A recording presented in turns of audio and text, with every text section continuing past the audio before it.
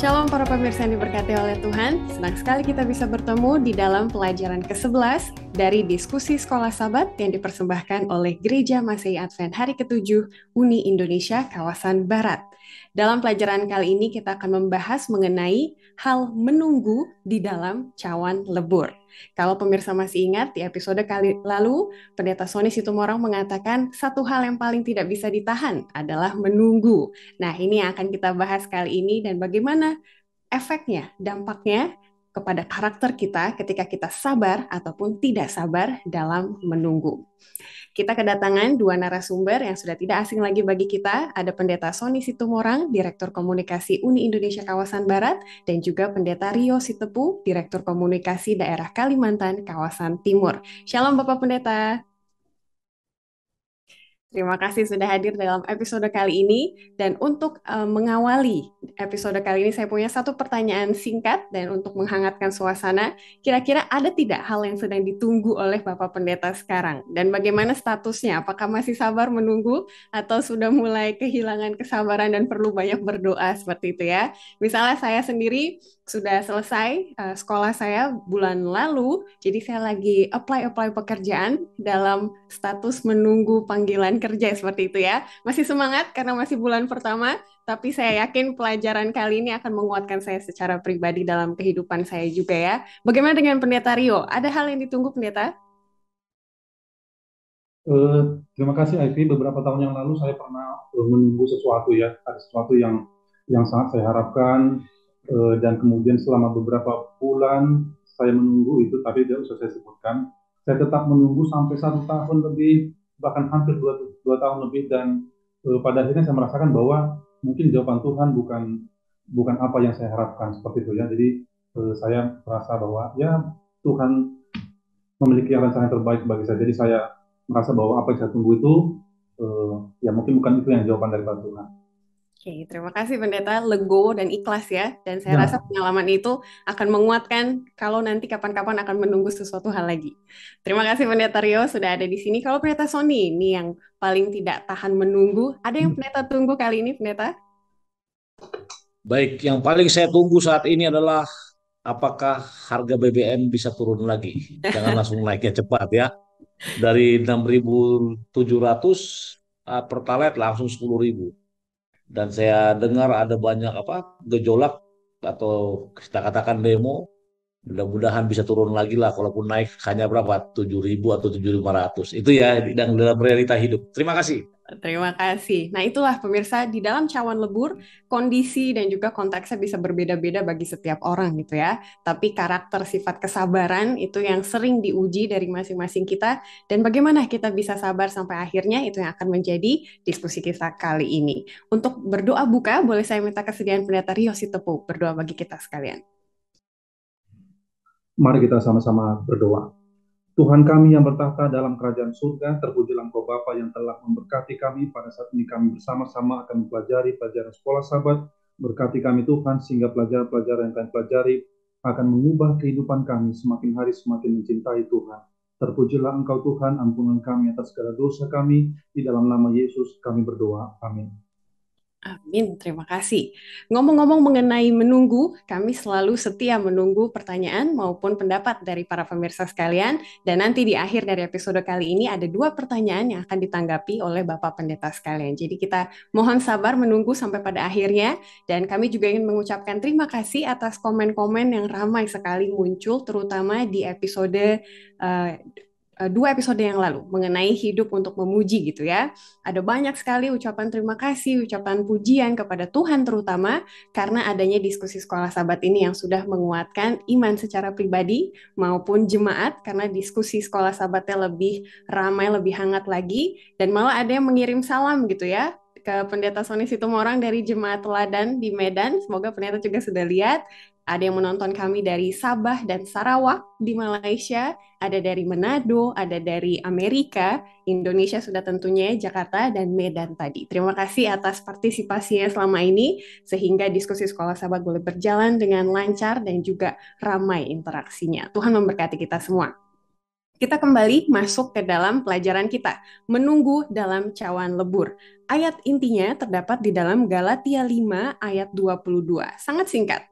Tetapi buah roh ialah panjang sabar. Kita tahu buah roh ada banyak, tapi salah satunya adalah panjang sabar. Kita akan melihat ada satu cerita menarik di awal ya, para Bapak Pendeta sekalian, di hari Sabat petang, bagaimana anak-anak kecil yang diteliti oleh para ilmuwan, kalau dia memiliki karakter sabar dalam menunggu diberikan makanan, pada dewasanya akan menjadi anak-anak remaja yang baik secara karakter, pintar secara akademis, dan juga bisa menyesuaikan diri dan lebih percaya diri. Jadi kesabaran itu ada banyak manfaatnya ternyata, bukan hanya sabarnya saja, tapi juga mempengaruhi hal-hal lain. Kita akan masuk ke hari Minggu dengan judul Allah Kesabaran. Tentu kita ingin melihat sumber kesabaran itu, gitu ya. Dari Roma 15 ayat 4 dan 5, dan juga ayat-ayat lain. Pendeta Sony Situmorang, boleh mulai kita dari sini, bagaimana tokoh kesabaran yang ultimate gitu ya, yang paling utama itu kita harus kembali ke Allah kita. Seperti apa sih kesabaran Allah kita, Pendeta? Silakan. Ketika ditanya seperti apakah kesabaran Allah kita, maka itu merupakan satu hal yang tidak terlukiskan. Namun dari ayat-ayat ini kita mengetahui bahwa Allah tetap panjang sabar untuk menanti pertobatan kita. Kenapa? Karena Gavin Anthony, penulis pelajaran sekolah sahabat, memberikan satu ayat clue dalam Roma 15 ayat 4 dan 5. Yang istimewa di, dikatakan di sana adalah kata pengharapan dalam kesabaran dan ketekunan. Coba saya baca ya, atau Ivy baca boleh Pak? Ivy baca. Boleh, Pendeta. Roma 15 ayat 4 dan 5. Sebab segala sesuatu yang ditulis dahulu telah ditulis untuk menjadi pelajaran bagi kita, supaya kita teguh berpegang pada pengharapan oleh ketekunan dan penghiburan dari kitab suci. Semoga Allah yang adalah sumber ketekunan dan penghiburan mengaruniakan kerukunan kepada kamu sesuai dengan kehendak Kristus Yesus. Pertanyaan pertama terjawab, sejauh mana kesabaran Allah? Ya. Jawabannya di ayat yang ke-6, Allah adalah sumber ketekunan atau penghiburan. Mungkin kesabaran ini ya mungkin masih sangat dekat ya dengan kesabaran. Karena dikatakan juga tekun artinya apa? Mereka melakukan apa yang mereka dengarkan dari perintah Tuhan, makanya ada istilah ketekunan orang-orang kudus. Jadi kalau ditanya sampai sejauh mana Allah itu sumber ketekunan. Namun yang saya mau tekankan pada pendahuluan ini, kenapa sampai dikatakan supaya saya, Ivy, Daniel, dan juga Pendeta Rio teguh berpegang pada pengharapan oleh ketekunan dan penghiburan yang bersumber dari Allah. Saudara-saudaraku, para pemirsa di rumah, coba saudara baca paragraf pertama dan kedua, maka dikatakan bahwa ketidaksabaran merupakan salah satu lawan kata dari ketekunan, dari kesabaran. Bahkan ketidaksabaran ini yang menjadi apa kata-katanya apa istilahnya, batu sandungan bagi iman kita. Bahkan dikatakan di sini memang menunggu itu menyakitkan. Bahkan menunggu itu sangat sulit. Namun pelajaran sekolah sahabat pekan ini mengarahkan kita untuk menunggu, dalam tanda kutip berkonsentrasi pada dua hal, yaitu Pak, menunggu nanti ya, tapi itu nanti menunggu apa? Kedatangannya, menunggu apa yang Tuhan telah siapkan bagi kita. Itu mungkin pendahuluan dari saya. Terima kasih Ivy. Terima kasih Pendeta. Jadi Allah adalah sumber kesabaran. Jadi kalau ditanya seberapa sabar Allah itu, karena dia adalah sumbernya, jadi nggak habis-habis gitu ya. Sumber air, tentu airnya tidak akan habis selama masih ada dunia seperti itu. Nah pertanyaan kedua Pendeta, yang tadi Pendeta Situmorang mau masuk ke dalam situ, Pendeta Rio boleh jelaskan. Jadi kalau sudah sabar, itu fokus kita akan berubah seperti apa sih Pendeta dalam menunggu di dalam cawan lembur ini? Baik, dari pelajaran yang telah disampaikan oleh Pendeta Sony, kita bisa dapat bahwa ada perbedaan antara manusia dengan Tuhan. Kalau Tuhan itu panjang sabar, sementara manusia itu ya cenderung kurang sabar ya. Kita ambil contoh saja, pada saat kita menghadapi satu masalah dalam hidup kita masing-masing, kecenderungan kita adalah berusaha untuk menyelesaikan masalah itu secepat mungkin dan dengan cara kita sendiri. Itu yang sering terjadi. Sebagai contoh, pada saat saya contohnya sakit ya gitu ya, sakit, hal yang pertama yang biasa saya lakukan adalah bagaimana supaya saya cepat sembuh. Yang saya lakukan adalah saya segera pergi ambil obat dan kemudian ataupun pergi ke apotek, pergi ke dokter, itu yang saya lakukan. Saya menganggap bahwa pada saat saya pergi ke dokter, maka saya akan sembuh. Tapi sebenarnya yang pertama sekali seharusnya adalah Tuhan, karena sumber kesembuhan itu datangnya daripada Tuhan. Oke, belajar dari pelajaran hari Minggu ini juga berbicara tentang pengalaman hidup kita ya, bagaimana kita sabar menghadapi segala sesuatu dalam hidup kita ini. Saya secara pribadi belajar kesabaran itu pada saat saya kuliah. Ya, pada saat saya kuliah di Unai, pertama sekali saya menginjak kaki di Unai, dan kemudian pada saat masuk ke dining room untuk mengantri makan, ya maka walaupun perut kita sudah lapar, kita harus tetap antri untuk mendapatkan makanan. Dan seringkali kita melihat bahwa kita sudah antri dari belakang sampai ke depan, di depan kita ada orang yang maju duluan ya, menyelak kita, kemudian mereka lebih dahulu mendapatkan makanan. Terkadang itu membuat kita ya merasa kenapa seperti itu. Tapi secara pribadi saya merasakan bahwa itu satu pelajaran bagi saya untuk melatih kesabaran ya, untuk tidak cepat marah, kemudian ya untuk bisa ya lebih bersabar di dalam hidup ini. Mungkin seperti itu. Amin. Terima kasih pendeta. Dari pengalamannya kita belajar bahwa kalau kita sabar, fokus dalam hal menunggu itu bukan lagi terhadap hal-hal yang kita tunggu gitu ya, karena mungkin akan cepat bosan, cepat marah kalau hal-hal yang kita tunggu itu tidak datang, tapi juga kepada sumber dari kesabaran itu. Kita bisa lebih fokus kepada Tuhan dalam menunggu. Ada satu ayat yang menggambarkan kesabaran Allah, Pak Pendeta Situmorang, dari Yesaya 40 ayat 12. Saya akan bacakan. Ini pertanyaan nomor 1 di hari Jumat ya. Yesaya 40 ayat 12 berkata, siapa yang menakar air laut dengan lekuk tangannya dan mengukur langit dengan jengkal, menyukat debu tanah dengan takaran, menimbang gunung-gunung dengan dacing atau bukit-bukit dengan neraca. Dengan kata lain, ya Allah ada sumber, tapi ada kesan diukur-ukur atau ditimbang-timbang gitu ya. Bagaimana pendeta mengartikan ayat ini ketika Yesus menimbang dan mengukur setiap pencobaan? Silakan pendeta. Terima kasih. Wow, bagaimana Yesus mengukur ya dan menimbang. Perlu kita ketahui. Saya sedikit kasih sejarahnya. Ada sejarah mengenai Yesaya pasal 40 sampai pasal 60 berapa itu kemarinnya. Namun kita tidak usah ke sana. Namun kita harus lihat bagaimana Yesaya menulis bahwa perikop ini membahas mengenai keselamatan untuk bangsa yang dalam pembuangan. Dan tadi Ivy katakan benar, ada sepertinya kata menimbang. Siapa yang menakar air laut dengan lekuk tangannya. Walaupun ini semua mengarah kepada dia, yaitu apa? Allah di atas segala Allah. Artinya dia yang mengatur, dia yang punya, dia yang bisa melakukan apa saja. Lalu berhubungan dengan pertanyaan hari Jumat ya Ivy ya. Yes, pendeta nomor 1, betul. Nomor 1 dikatakan, apakah artinya bahwa Yesus menimbang mengukur setiap pencobaan? Bagaimanakah mengetahui hal ini dapat membantu kita sementara kita menunggu? Fokusnya di sini bukan pencobaannya. Itu apa? Kata menunggunya. Dan dalam menunggu ini dibutuhkan apa? Ketekunan orang-orang kudus. Ketekunan inilah yang berhubungan dengan pembukaan tadi pada hari Minggu, yaitu apa? Orang yang setia, berpengharapan, dan apa? Dan tekun. Itu sangat identik. Lalu apa artinya bahwa Yesus menimbang dan mengukur? Ketika dikatakan Yesus menimbang dan mengukur, bahwa Yesus tahu apa yang kita alami. Yesus tahu apa yang kita hadapi. Dan seperti firman Tuhan mengatakan bahwa ujian pencobaan yang kamu alami tidak akan melebihi kekuatan manusia. Dan kita akan bisa menghadapinya. Apa yang membuktikan? Ingat, Paulus sangat jelas juga menulis di pelajaran hari Senin, dikatakan bahwa Yesus juga menunggu selama ribuan tahun sampai dia datang untuk menangani dosa. Yang saya mau katakan begini, Ivy sama Pastor Rio, salah satu masa yang paling berat dalam hidup adalah ketika kita menunggu untuk sesuatu yang kita tidak harapkan. Benar ya? Benar nggak? Pernah nggak rasakan Pastor Rio?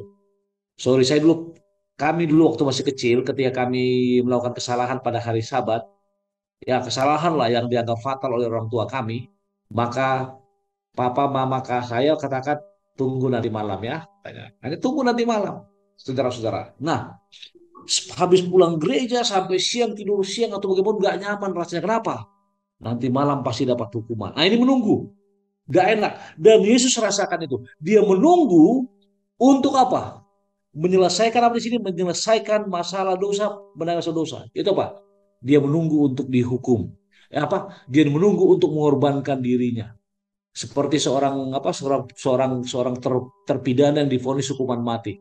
Maka saya bisa pastikan, saya banyak baca di literatur, bahkan saya baca di internet bahwa salah satu hal yang paling tidak enak adalah menunggu untuk sesuatu yang tidak kita harapkan. Namun dalam konteks ini saya ingin kasih tahu, Yesus menimbang dan mengukur setiap pencobaan. Artinya apa ya?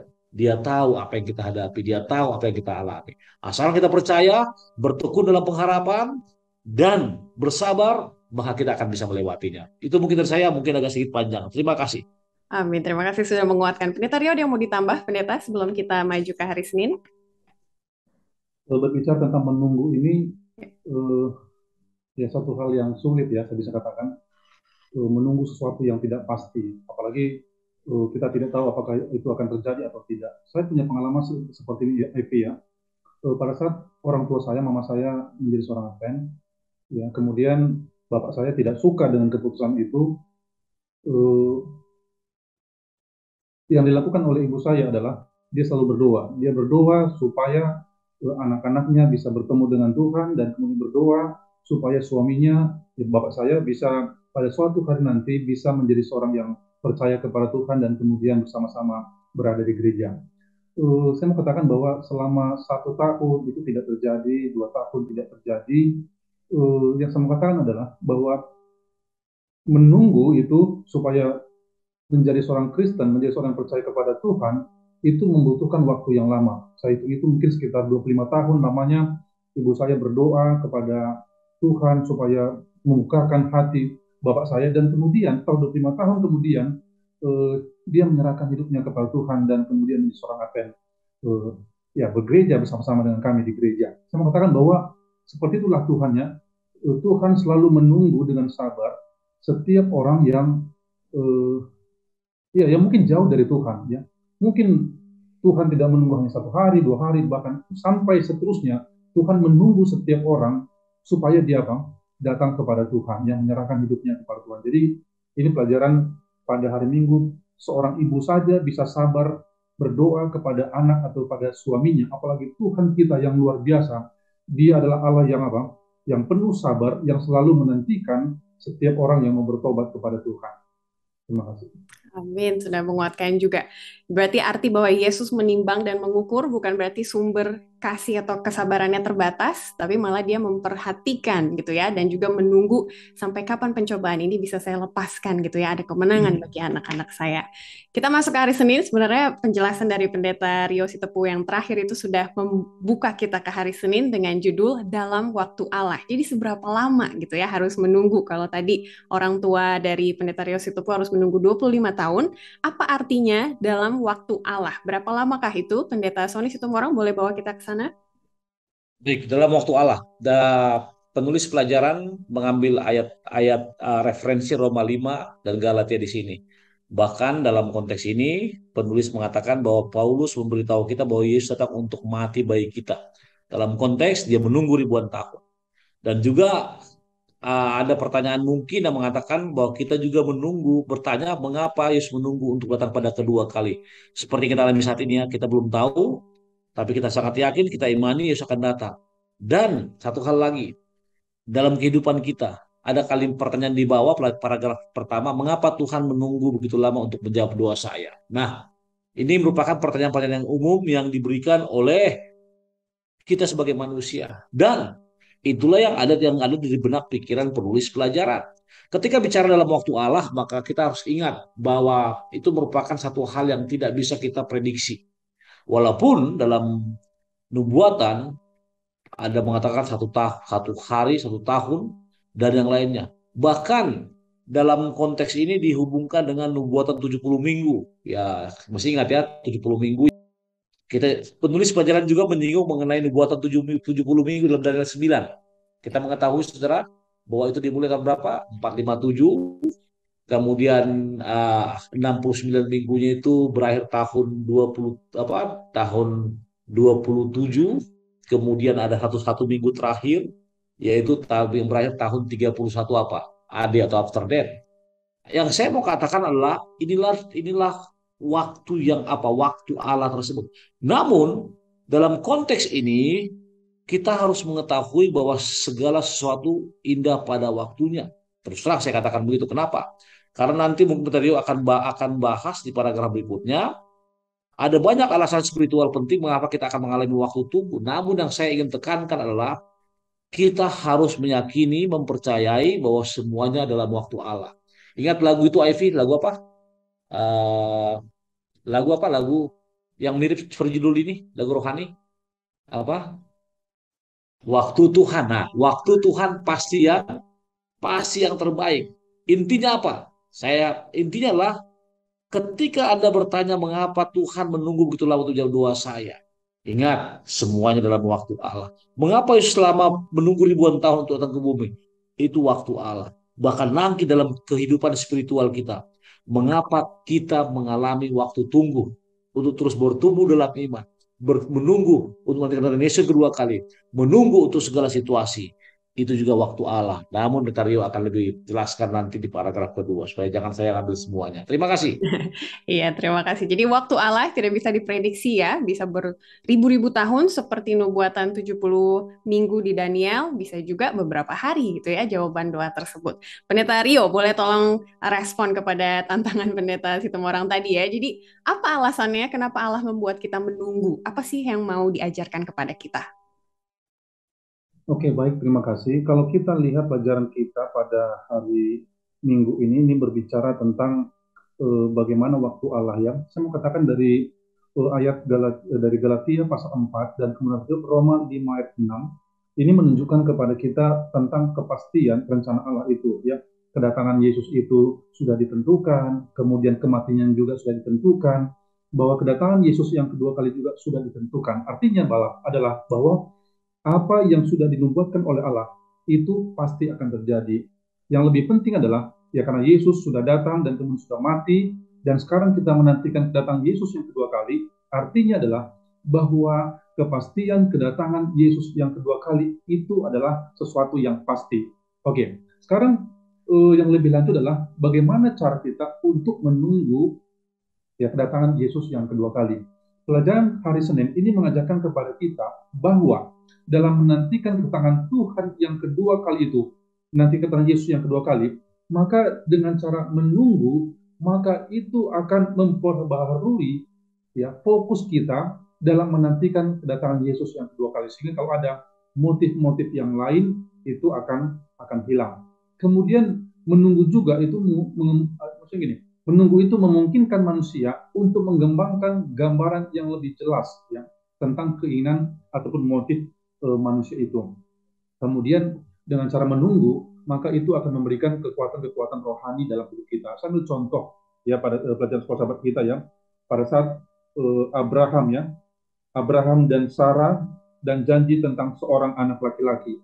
Ya, kalau kita perhatikan ini adalah satu hal yang unik ya. Kalau kita lihat Abraham dan kemudian Sarah sudah tua, bahkan kalau kita katakan juga ya, tidak memungkinkan secara manusiawi untuk memiliki anak. Tapi hal yang kita bisa lihat adalah Abraham adalah seorang yang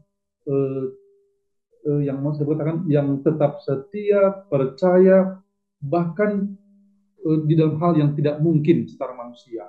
Dan pada akhirnya ya melalui kesetiaan Abraham, kepercayaan Abraham kepada janji Tuhan, maka Tuhan nyatakan yang terbaik kepada Abraham. Jadi saya mau katakan ya kita tidak pernah melihat Yesus secara pribadi, ya kematiannya juga secara pribadi tidak. Tetapi melalui pelajaran-pelajaran dari Alkitab, pengalaman hidup kita, kita tahu Yesus yang sedang bekerja di dalam kehidupan kita. Sehingga pada saat kita sekarang menunggu Tuhan, ya kita percaya bahwa apapun yang kita lakukan, Tuhan menuntun kehidupan kerohanian kita. Jadi pada saat kita menunggu, sebenarnya itu semakin memberikan kesempatan kepada kita untuk meninggalkan hal-hal, yang meninggalkan sesuatu yang tidak berkenan di hadapan Tuhan. Seperti itu. Amin. Jadi menunggu itu tetap kata kerja ya pendeta, bukan pasif gitu ya. Karena ada banyak yang terjadi sambil kita menunggu, terutama ketika Tuhan sedang memimpin kita menuju jalan yang Dia inginkan seperti itu ya.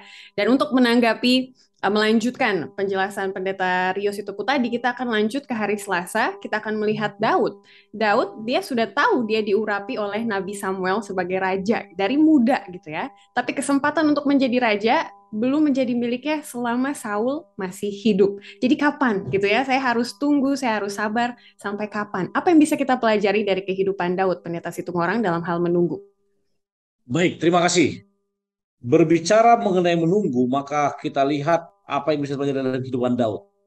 Ketika saya bicara mengenai Daud, maka pikiran kita akan langsung terfokus kepada seorang raja, atau pikiran kita akan terfokus kepada seorang gembala, atau juga pikiran kita akan terfokus kepada seorang yang mengalahkan Goliat. Nah, ketika penulis pelajaran mengatakan Daudlah objek pelajaran dalam menunggu, maka kita bisa melihat kehidupannya itu memang ingin diarahkan oleh penulis. Ketika pertama dia diurapi oleh Samuel, maka dia bukan siapa-siapa. Dan mungkin tidak ada jalan atau katakanlah apa, tren mau ke sana. Karena dia seorang gembala. Namun ketika dia dipanggil oleh raja, memainkan musik, bahkan menenangkan Yerusalem gelisah, maka jalannya sudah ada. Dan itu tidak sebentar. Kemudian menjadi pahlawan Israel sampai membunuh Goliat. Itu merupakan bagian dari pelayanannya. Lalu dia harus melarikan diri karena kecemburuan Saul atau iri hatinya. Itu pun merupakan bagian dari menunggu. Hingga akhirnya Daud ditakdirkan untuk menjadi apa? Raja berikutnya. Yang saya mau katakan adalah bahwa uh, Raja Daud tidak melakukan apapun untuk memajukan takdirnya yang diberikan Allah, atau dia tidak melakukan apa-apa. Dia hanya meyakini, mempercayai bahwa Tuhan punya rencana yang indah bagi dia ketika dia sudah diurapi. Bahkan, saudara coba lihat ketika Saul mencoba membunuhnya beberapa kali, tapi Tuhan melepaskan dia. Sama seperti itu saya ingin katakan kepada kita. Figur Daud merupakan apa? Satu contoh yang sangat applicable, aplikatif untuk apa? Untuk kehidupan kita. Ketika kita mempunyai menunggu, bersabar, berteguh dalam pengharapan, maka semua itu bisa dilewati. Itu dari saya. Terima kasih. Amin. Jadi untuk menjadi seorang raja, dia tidak ada usaha pribadi gitu ya, mendahului Tuhan, tapi dalam tanggung jawab yang diberikan, apakah sebagai Ya. seorang pemusik, gembala, dan lain-lain, tetap dia kerjakan dengan setia. Ada lagi tidak pengamatan ataupun hal-hal menarik yang Pendeta Rio Sitepu lihat dari kehidupan Daud yang bisa kita pelajari? Kalau saya lihat dari pelajaran seorang yang bernama Daud, satu hal yang bisa saya lihat adalah bahwa Daud adalah seorang yang bukan pendendam ya, seorang yang bukan gampang marah, kemudian sakit hati kepada orang lain. Itu kita bisa lihat pada saat Daud dikejar-kejar oleh Saul dan kemudian hendak dibunuh. Ya, ya secara pribadi, secara manusia, kalau kita dihadapkan pada situasi Daud, kebanyakan orang akan mencoba untuk membalas kejahatan dengan kejahatan. Ya, apalagi pada saat Daud sudah melakukan hal-hal yang baik kepada Saul, tetapi perbuatan baik itu sepertinya tidak dianggap. Bahkan Saul hendak menghilangkan nyawa Daud.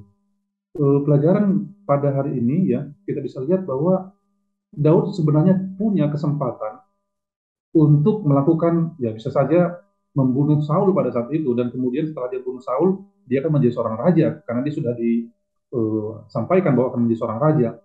Tapi satu pelajaran yang bisa kita lihat adalah walaupun Daud telah disakitin, telah ya bisa dikatakan hendak dibunuh, tapi Daud sama sekali tidak memiliki sifat pendendam, sehingga pada saat dia bertemu dengan Saul ada kesempatan untuk membunuh. Yang dilakukan oleh Daud, dia hanya apa? Mengambil sebagian daripada pakaian ya, dia robek itu bajunya Saul, dan kemudian dia pergi ya, dia memotong jubah puncanya itu ya. Jadi satu pelajaran bagi kita adalah bahwa seringkali dalam hidup kita, kita menghadapi peristiwa-peristiwa yang seperti dihadapi oleh Daud. Tapi Daud memberikan satu pelajaran kepada kita bahwa kejahatan tidak boleh dibalas dengan kejahatan, tetapi kejahatan harus dibalas dengan kebaikan, karena yang menentukan kehidupan kita adalah Tuhan. Ya, seringkali dalam hidup kita, kita mencoba untuk melakukan kejahatan dan kejahatan. Tapi pelajaran pada saat ini mengajarkan kepada kita bahwa Daud tetap melakukan sesuatu yang baik walaupun dia berada dalam pada situasi yang tidak baik seperti itu. Iya, benar sekali. Jadi pada Daud, dia tahu apa yang menjadi miliknya, dan kehidupan atau nyawa Raja Saul itu bukan milik dia gitu ya. Jadi dia tidak mau mengambil apa yang belum diberikan kepada dia oleh Allah, terutama status kerajaannya.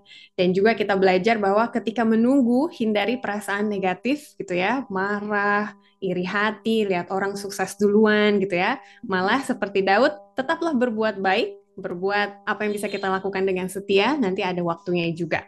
Jangan sampai seperti Elia, kita masuk ke hari Rabu, Elia terburu-buru. Sebenarnya Daud kalau mau terburu-buru juga bisa ya, dia bunuh orang udah di depan matanya, tidak ada prajurit, gelap gitu ya.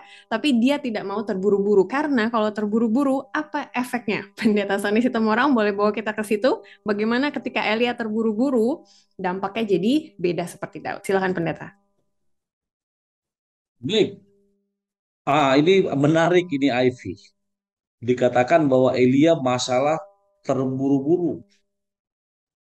Bahkan dikatakan ketika kita terburu-buru, kita dapat dengan mudah menemukan diri kita berada di tempat yang salah.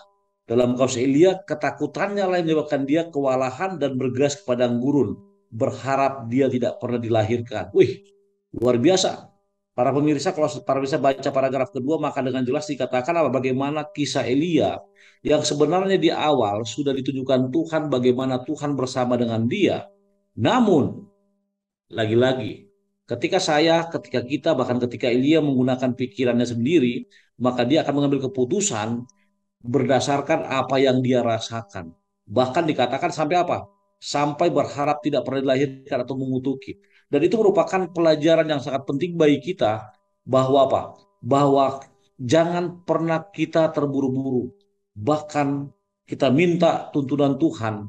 Bahkan yang bisa saya katakan lagi, eh, janganlah ketakutan manusia menjadikan kita jauh dari Allah. Kenapa? Karena Elia sudah mengalaminya.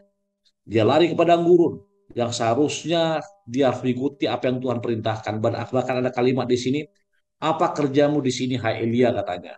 Dan ketakutan itulah yang membuat apa? Membuat dia berada di tempat yang salah. Jadi yang saya katakan dalam pelajaran hari Rabu, mari kita minta petunjuk Tuhan. Ketika Tuhan sudah bersama-sama dengan kita yakin Tuhan sudah ada dengan kita.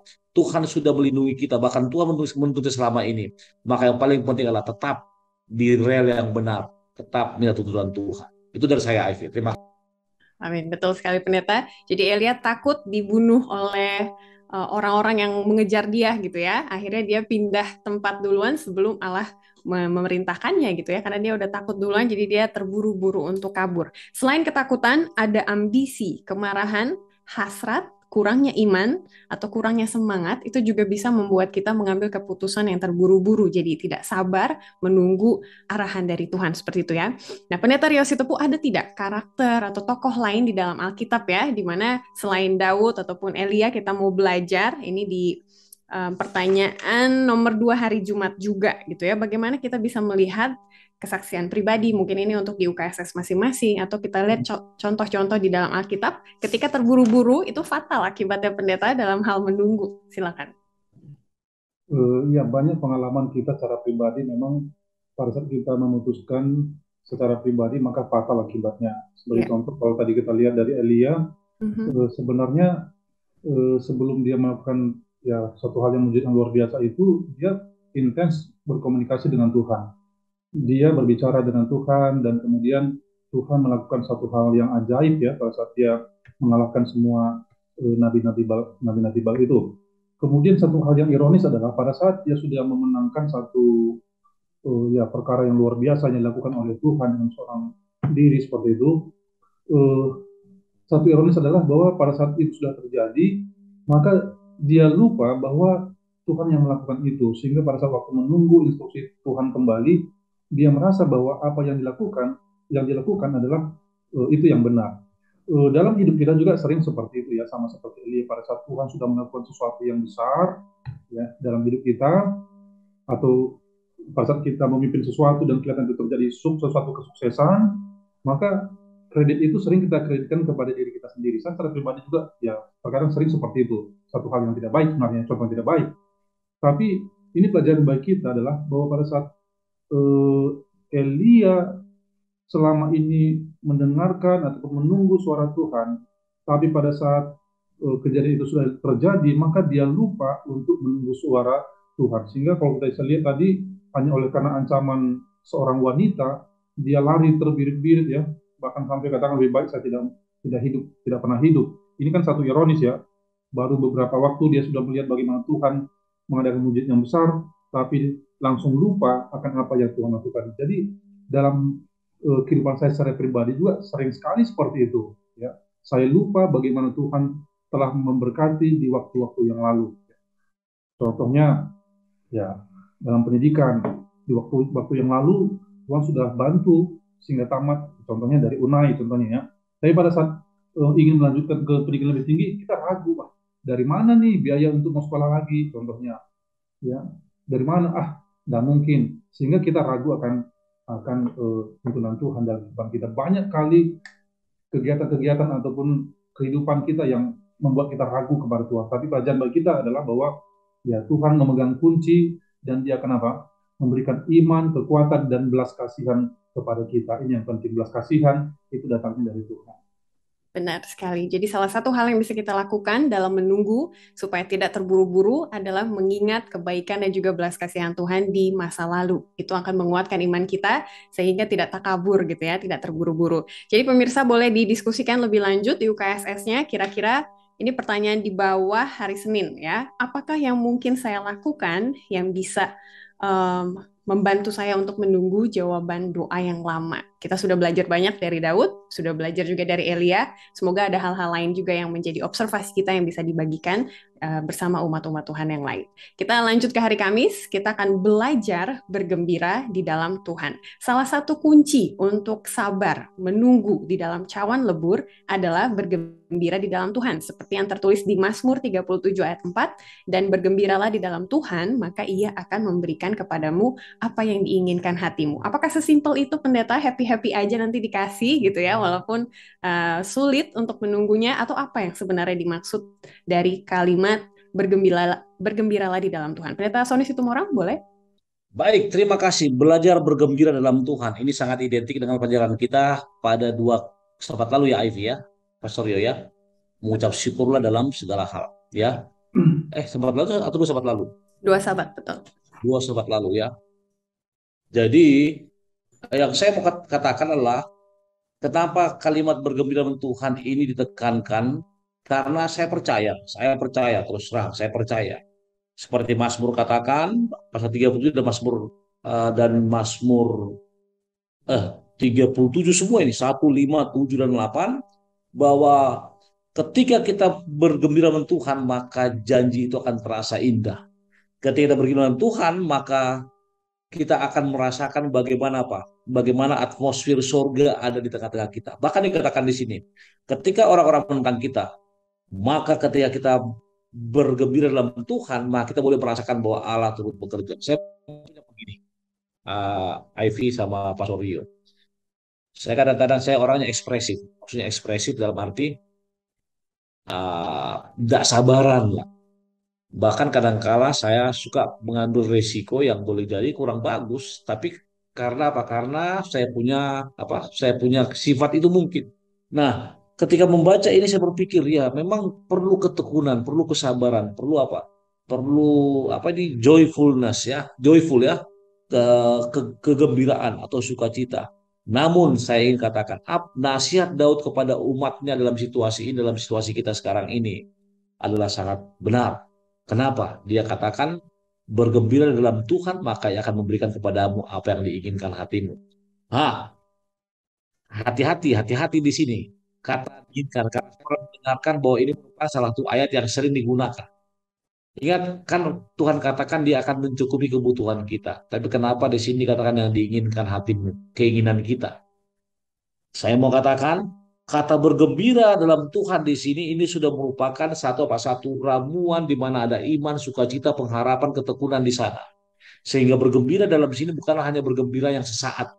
Sama seperti ketika Anda bergembira atau suka lihat lawakan di TV atau bergembira ketika Anda dapat gaji 13. Tapi kata bergembira di sini artinya apa?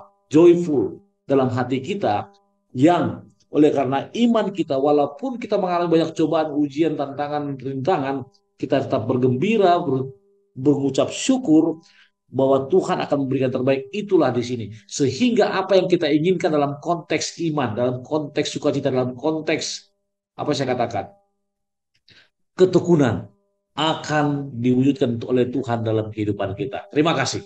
Itu dari saya. Amin. Jadi ketahuan ya, Pendeta Sony Situmorang sedang menunggu gaji 13 tadi salah satunya.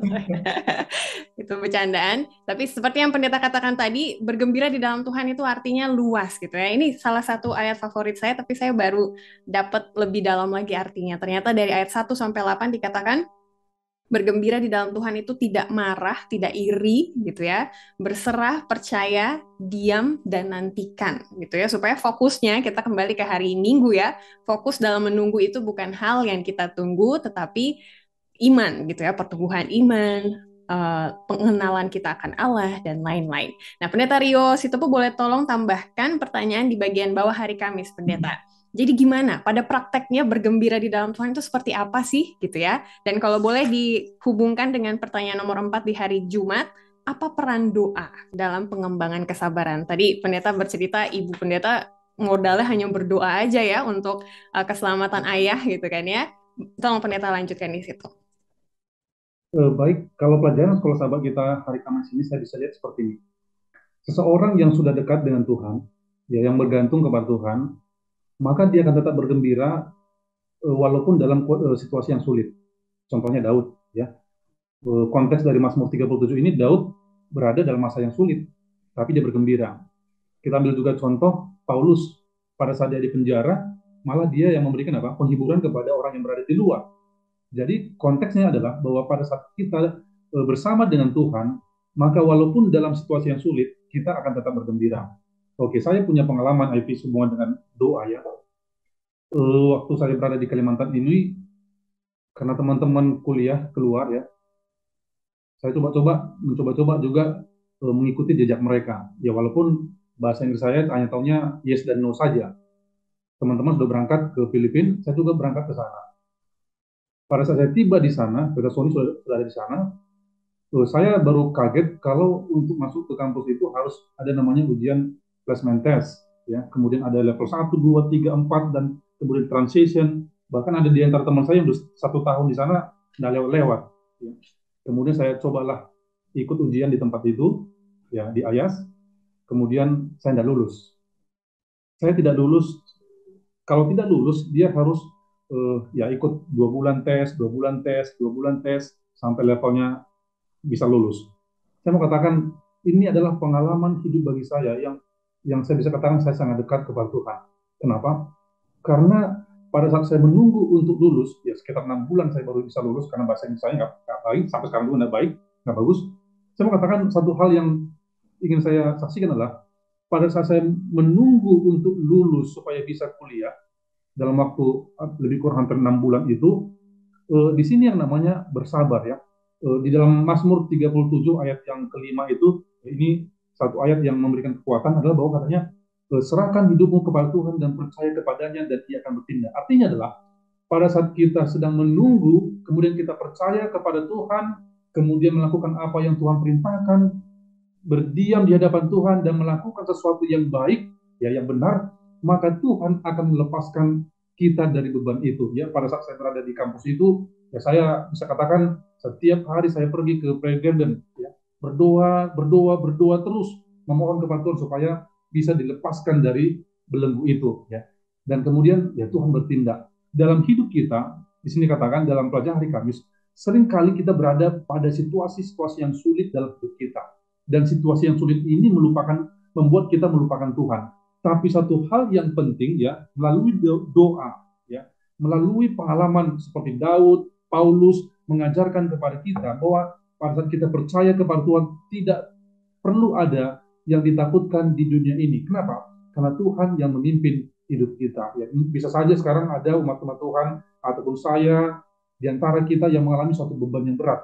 Tapi pelajaran pada hari Kamis mengajarkan kepada kita, tidak ada beban yang begitu besar yang Tuhan tidak bisa angkat. Sehingga Daud katakan ya, berbahagialah selalu, ya, bergembira kepada Tuhan, bersama dengan Tuhan, dan ia akan memberikan apa yang diinginkan hatimu. Jadi ini satu pelajaran bagi kita dengan doa kita, hubungan dengan Tuhan, maka Tuhan akan memberikan yang terbaik kepada kita sesuai dengan apa yang menjadi rencana Tuhan dalam hidup kita. Seperti itu mungkin, Ivy.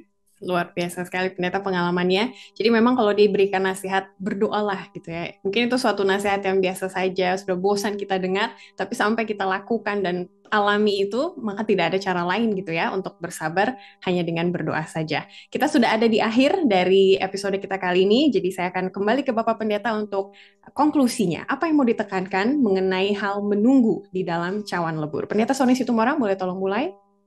Menunggu dalam cawan lebur merupakan satu hal yang Tuhan rencanakan bagi kita.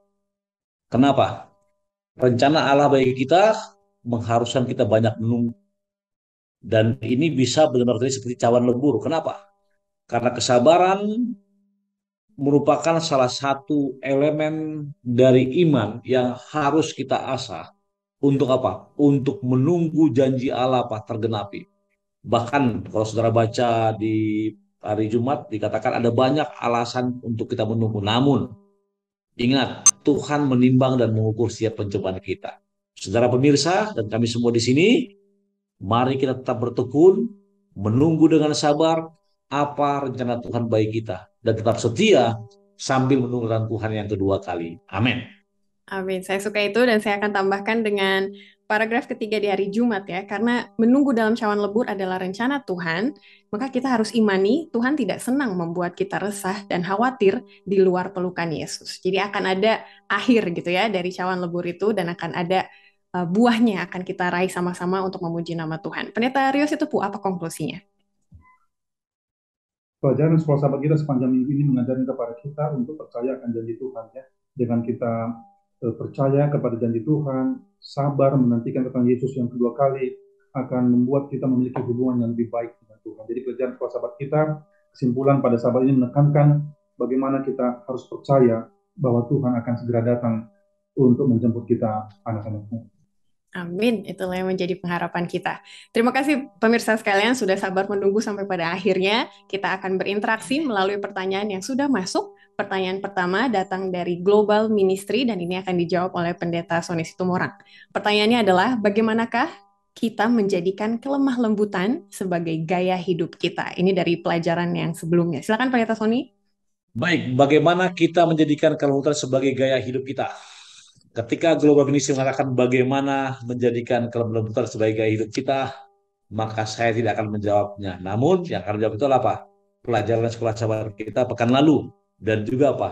Dan juga kitab suci. Ingat, sekolah sahabat lalu dikatakan ayat hafalannya apa? Ivy? Berbahagialah orang yang lembut karena mereka memiliki bumi. Artinya, kelemah lembutan akan menangkal segala sesuatu. Bahkan dikatakan kelembutan merupakan salah satu metode yang paling efektif untuk membuat suasana di sekitar kita apa? Menjadi teduh. Dan itulah yang diterapkan oleh siapa? Oleh Musa. Itu juga diterapkan oleh apa? Daud. Dan kalau bisa dikatakan kelembutan harus menjadi gaya hidup kita yang kita akan lakukan mulai saat ini berdasarkan apa yang telah kita pelajari di sekolah sahabat kita. Hanya bisa jawab, saya kembalikan kepada Ivy. Terima kasih. Kalau mau direview, kita bisa lihat judul-judul dari minggu lalu ya. Untuk menjadikan kelemah lembutan sebagai gaya hidup, kita harus mau menjadi perantara gitu ya bagi keselamatan orang. Seperti Musa, kita harus mengasihi mereka yang menyakiti kita. Mulut kita harus tertutup, tidak membalas dendam kepada kejahatan orang lain, dan juga menjadikan Yesus sebagai batu karang dan perlindungan kita. Terima kasih Global Ministry sudah dengan setia menanyakan hampir setiap episodenya. Pertanyaan yang kedua, ini akan direspon oleh Pendeta Rio Sitepu, datang dari akun Manalu Washington. Katanya, apa sebenarnya tujuan yang hakiki bila kita memuji Tuhan? Sebab ada orang yang mendurhakakan Tuhan, tapi hidupnya fine-fine aja gitu ya, bahkan lebih makmur dari orang-orang yang memuji Tuhan. Jadi tujuan hakikinya memuji Tuhan itu apa, Pendeta? Oke, baik. Dari pertanyaan ini kita bisa diarahkan kembali kepada proses penciptaan manusia. Dalam Kejadian pasal 1 ayat 27, ya ayat 26, sekarang seperti ini, berfirmanlah Allah, baiklah kita menjadikan manusia itu menurut gambar dan rupa kita. Jadi kalau kita lihat di dalam Kejadian pasal 1 dan 1 ayat 26 sampai 27, bahwa Allah menciptakan manusia itu menurut gambar Allah. Ya. Jadi sebenarnya apa tujuan hakiki kita untuk memuji Tuhan? Tujuan hakiki kita adalah untuk bertemu dengan Tuhan pada saat kedatangan Yesus yang kedua kali nanti, dan kemudian kita akan diubahkan menurut gambar dan rupa Allah. Tidak ada yang lain yang lebih penting daripada itu di muka bumi ini, ya. Jadi pada saat kita berbakti, tujuan kita hanya satu, bertemu dengan Yesus pada saat datang Yesus yang kedua kali. Tidak ada yang lain. Kemudian pertanyaan berikutnya, banyak orang yang menurunkan Tuhan, tapi hidup mereka ya sepertinya enak-enak saja gitu ya. Sementara kita memuji Tuhan, ya hidup kita kok kayaknya pas-pasan saja. Pertanyaan ini pertanyaan yang sejak awal dari Alkitab ini, kalau kita baca Alkitab itu selalu ada. Ya kenapa? Bahkan di kitab Yeremia juga kita dijelaskan juga kenapa ya orang yang tidak percaya kepada Tuhan dia lebih makmur dari kami yang percaya kepada Tuhan.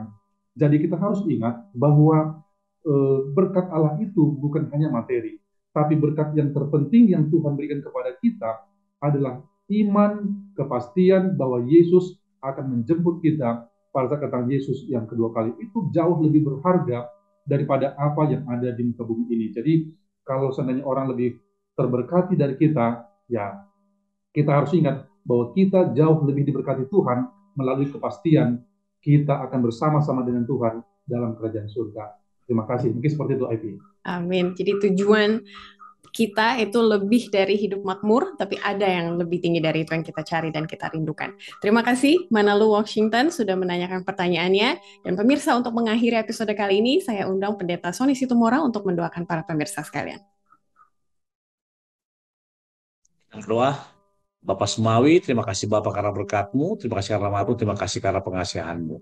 Pada saat ini Bapak, kami bersyukur ketika pelajaran ini mengajar kami untuk menunggu dan bersabar. Berkati kami semua, khususnya hamba-Mu, Ivy, Pendeta Rio, dan Bang Layap, dan khususnya juga semua pemirsa yang menikmati acara ini. Terpuji nama Tuhan, lalu kita berdoa. Amin. Amin. Puji Tuhan untuk pelayanan Pendeta Rio Sitepu dan juga Pendeta Sony Situmorang hari ini. Tuhan memberkati. Dan para pemirsa, kita akan bertemu lagi minggu depan. Kita akan belajar mati seperti benih. Apakah mati rohani atau mati secara fisik yang akan menjadi akhir dari cawan lebur ini? Kita akan saksikan bersama di episode yang mendatang. Sampai kita bertemu lagi. Tuhan memberkati kita semua.